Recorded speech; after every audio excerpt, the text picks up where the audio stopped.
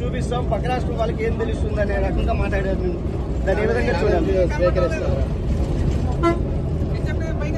YV Subbareddy గారు అసలు మొట్టమొదట నేను జగన్ రెడ్డి గారు అనడము వాళ్ళకు నచ్చలేదు. సరే, మీకు జగన్ రెడ్డి గారు అని నేను అనడం మీకు నచ్చకపోతే ఇప్పటి నుంచి జగనన్న గారు అనే అందాం, నాకేం అభ్యంతరం లేదు.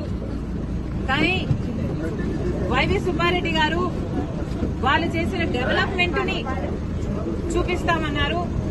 సరే సార్, మీరు చేసిన డెవలప్మెంట్ చూపించండి, మేమంతా సిద్ధంగా ఉన్నాం చూడ్డానికి.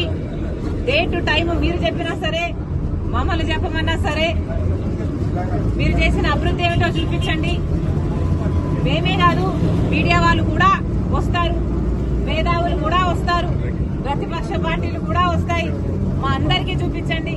మేమందరం కూడా మీరు చేసిన అభివృద్ధి ఏమిటి, మీరు కట్టిన రాజధాని ఎక్కడ, మీరు నడుపుతున్న పెట్రోల్ ఎక్కడ, మీరు కట్టిన పోలవరం ఎక్కడ, మీరు చేసిన డెవలప్మెంట్ కూడా అన్ని ఆంధ్రప్రదేశ్ లో అందరూ కళ్ళల్లో వంచులేసుకొని చూస్తున్నాము. చూపించండి.